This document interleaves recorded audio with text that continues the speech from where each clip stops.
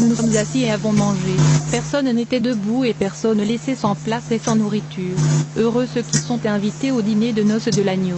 Je remarque que Jésus n'était pas au même endroit, il était partout en même temps. Je l'ai vu dans 3 endroits simultanément. Il y avait beaucoup de joie et beaucoup de fêtes et de plaisir. La festivité et le banquet ne se sont pas arrêtés car c'était une fête de 7 ans. Beaucoup viendront de l'Est et de l'Ouest et se reposeront à table avec Abraham, Isaac et Jacob dans le royaume des cieux. Je mangeais et buvais continuellement. Personne ne devenait gros et pourtant le saint mangeait et s'amusait continuellement. Beaucoup de choses que je voyais pendant les 7 années de la noce et de l'agneau étaient au-delà de l'imagination des hommes. Je voyais de pierres précieuses étincelantes. J'ai vu des couleurs vivantes et vibrantes qui étaient incompréhensibles. Alors que cette félicité continuait pendant 7 ans, nous ne pouvions pas réaliser le temps qui s'était écoulé sur terre, qui était plongé dans la grande tribulation et la règne de l'Antichrist. En fait, nos souvenirs de la terre ont été enlevés.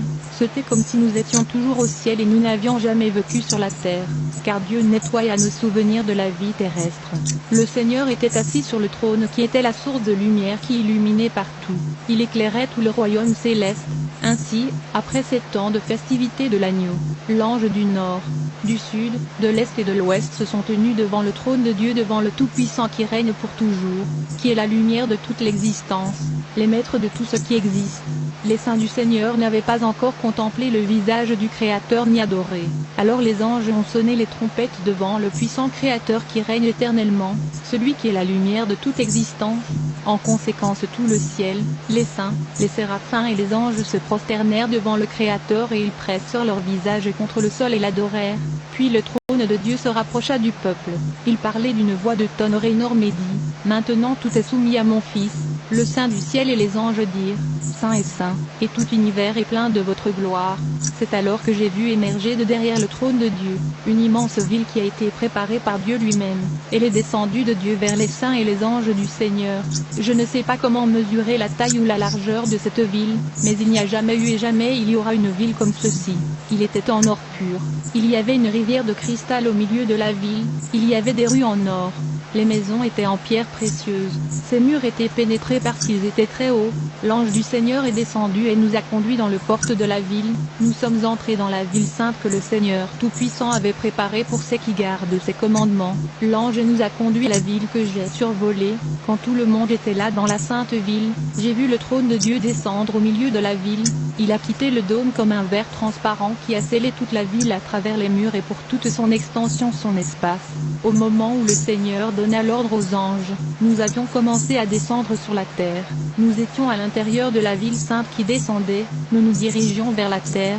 Je voyais la ville sainte, la nouvelle Jérusalem descendre du ciel de Dieu, préparée comme une épouse ornée pour son mari, et j'ai entendu une voix forte du trône disant, « Voici la demeure de Dieu avec l'homme, et il vivra avec eux, ils seront son peuple, et Dieu lui-même sera avec eux comme leur Dieu. » Et quand nous sommes entrés dans notre système solaire, j'ai levé les yeux et j'ai vu que le soleil ne brillait pas vraiment, les étoiles avaient disparu, la mer n'existait plus et il n'y avait plus d'eau, le sol était vide, mais il y avait encore un homme qui était couché sur la terre. La ville sainte et la gloire de Dieu ont commencé à entrer dans la région de l'atmosphère terrestre.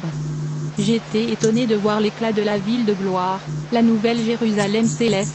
Du coup j'ai vu l'homme qui était couché au milieu de la ville de Jérusalem terrestre lever la tête. Il se leva et a secoué son corps et ses bras. À ce moment les cendres qui étaient sur lui sont tombées, et il est devenu un chérubin d'aile immense. Il était le diable, puis la ville sainte a atterri sur la terre au centre de la ville antique de Jérusalem, et le dôme ont gardé la ville ouverte. Le trône du Seigneur et le bronze dessus jusqu'à l'entrée. L'agneau était assis à côté du Créateur, et une immense rampe de cristal est descendue du trône pour toucher la terre, et là à la fin de la rampe était une lumière.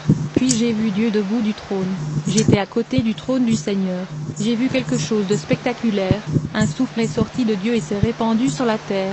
Comme résultat j'ai vu la rédemption de la terre, de l'air et de la mer. J'ai vu la mer se lever à nouveau. Puis j'ai vu un nouveau ciel et une nouvelle terre, car le premier ciel et la première terre avaient disparu et la mer n'était plus.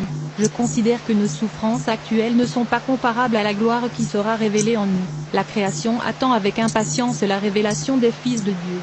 Car la création a été soumise à la futilité non pas par sa propre volonté, mais à cause de celui qui l'a soumise, dans l'espoir que la création elle-même sera libérée de son esclavage pour participer dans la liberté glorieuse des enfants de Dieu. En un clin d'œil Dieu rétablit la terre. J'ai